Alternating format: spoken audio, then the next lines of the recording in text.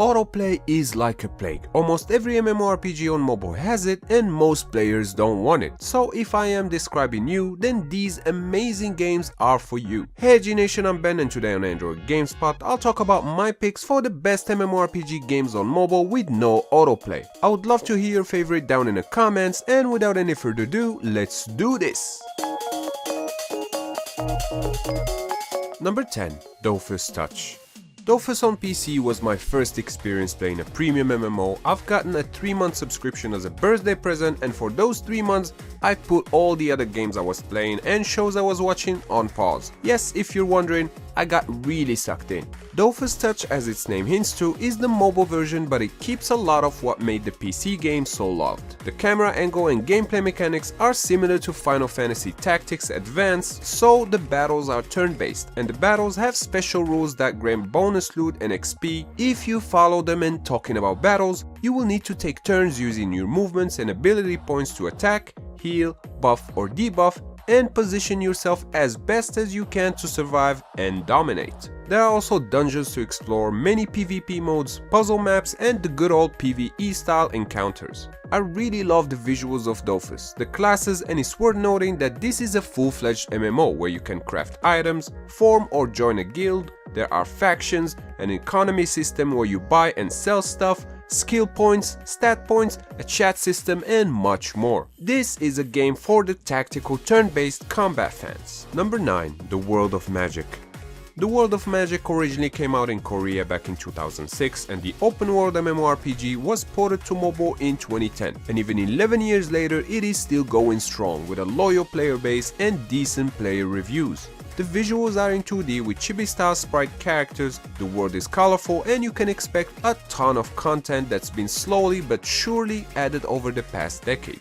You will pick from 2 factions, the Sierra's Empire or the Kingdom of Lanos, which will change your starting city and the group of players you'll be interacting with. What else am I forgetting? It is open world with lots of dungeons packed with monsters and loot, there is PvE and PvP as well as guilds, and the game is on the heavy side when it comes to grinding, so expect to be doing lots of that to progress, but at the same time, it's a fun game, so I personally didn't mind. Try it out if you like what you see. Number 8. Rangers of Oblivion.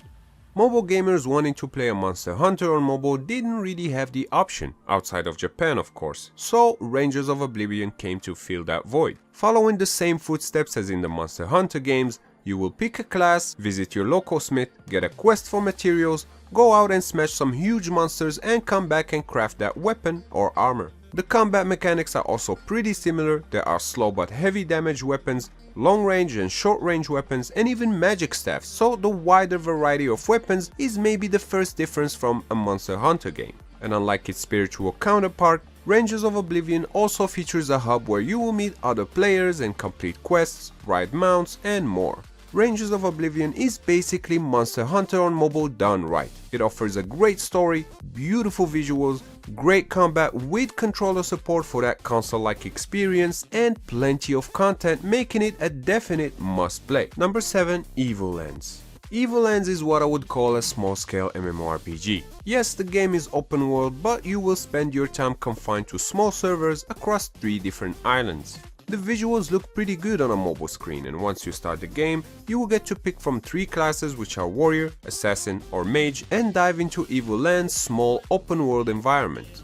There's a series of quests to earn XP and level up, and the occasional grind in between quests. Evil Lands is great for gamers looking for a bite-sized MMO experience on the go, so if you wanna just dip in, get some loot and dip out again, Evil Lands is perfect for that because there isn't really much else to do, which brings me to my final point, and that is the content. There is a real shortage of quests in this game, and you will often find yourself with nothing else to do but to kill a bunch of monsters to level up. The first of the 3 islands had like 10 quests total, and it only took me a couple of minutes to complete each one. So developers, if you're watching this, add more content, and quick. And also while you're at it, drop the pay to win PvP because no one wants that. Thanks. Number 6. Adventure Quest 3D. Adventure Quest 3D is the sequel to the 2D browser RPG Adventure Quest Worlds. The game is a basic fantasy MMORPG where you start with 3 classes, Warrior, Mage and Rogue, which you will be able to freely switch between at any point in the game. Visually speaking, the graphics are cartoonish and colorful, the quest system gets repetitive quick, and the combat is rather simplistic. Another thing worth mentioning is that the game is cross-platform, so you can play the same character on Steam, then switch to your Android phone, then tablet or iOS on the go. But the party system is where this game shines in my opinion. Adventure Quest has one of the easiest systems to party up with your friends with basically 2 taps of a finger. This is, as I said, a basic simple to play MMORPG that doesn't require high specs or much MMO experience, so it's great for newcomers as well. Number 5. Villagers and Heroes. Villagers and Heroes carries its name well. You can be a hero and go slay monsters and help out people in need, or tend to crops, take care of your chickens, and so on. Whichever path you choose, you will have fun. And I found the game to have this World of Warcraft-like vibes, which I definitely enjoyed. The one thing that's a bummer with this game is the lack of players, which is really a shame as the game looks good, there's a lot of things to do, a storyline that's definitely worth following, and fun classes and combat. Villagers and Heroes provides a desktop quality MMO experience in the palms of your hands, and it's a high recommendation on my list. Number 4. Sword Art Online Integral Factor. I'm not the biggest fan of the anime, but I did watch the first season and played my fair share of SAO RPGs. And MMORPG is the best platform for this game, since for those unfamiliar with the series, the anime tells the story of a virtual reality world that's pretty much an MMORPG. Integral Factor is an MMORPG that's very beginner friendly and story driven with lots of dialogues and choice making. You can skip these though, and choices would be picked automatically. The progression is friendly, as I mentioned, with a relatively easy learning curve and simple mechanics. Visually speaking, the 3D world looks decent, and the music, although nice, I ran into some sound bugs here and there where the music would just stop playing and I had to restart the game for it to be back. There's a gacha system, material farming, and fun dungeon events, and I would especially recommend this game to the anime fans. Number 3. Warhammer Odyssey.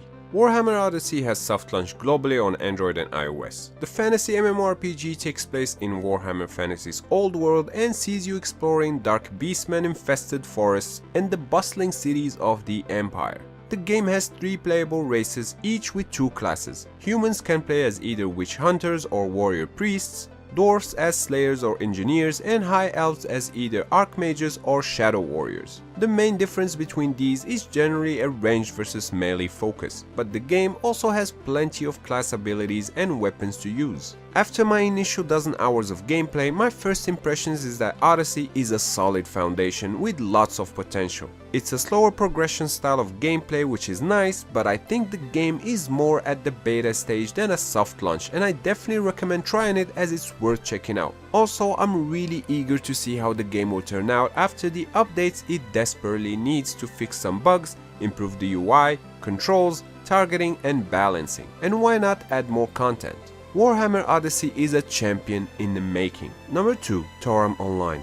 Toram Online has been out for many years now, and it is still one of the best MMORPGs you can play on mobile today. The game was developed by Azobimo Inc., which is the MMORPG powerhouse from Japan. The same guys behind Avabel Online, Iruna Online, or the more recent Alchemia story. The game throws you in a massive open world with real-time gameplay and absolutely stunning anime-style graphics. There's no class system here, so you have more freedom in customizing your character's looks, skills, and attributes, and one of the 4 available types of weapons. One of the best features of the game is that you can distribute the stat points for your character however you want, so you can focus on the attributes that matter the most to you. Last but not least, Toram Online has a great story, and so is the soundtrack, and there's still a huge active player base to team up with, slash bosses, and explore this beautiful world. Number 1. RuneScape Mobile. RuneScape Mobile is the mobile version of the popular long-running PC MMO, only refined, balanced, and updated to include an endless amount of content to explore. The graphics are beautiful and optimized to work on a wide variety of phones, so you don't have to have the latest or most powerful in the world to play and enjoy this game. It's also super accessible to join in fishing or woodcutting events, for example, as these only require partial attention and the occasional click. Even the combat and questing work very well thanks to the accurate point and click mechanics of the game. RuneScape Mobile is a massive sandbox game with tons of things to do, a huge loyal community that's very friendly and welcoming, and just loads of fun. Also, give old school RuneScape a try. And that sums up my picks for the best MMORPGs with no autoplay. But now I want to hear from you in the comments. Which of these games deserves to be number 1? Of course, as always, if you enjoyed this video, clicking the like button does help me out a lot and I would really appreciate that. And if you're new, consider subscribing because I put out new videos every single week. Also, special thanks to my Patreon supporters and YouTube members, and if you also want to support my videos and get access to the exclusive rewards, links are down in the description. Once again, I'm Ben, thank you AG Nation for watching, and I'll see you next time, right here on Android GameSpot. Stay epic!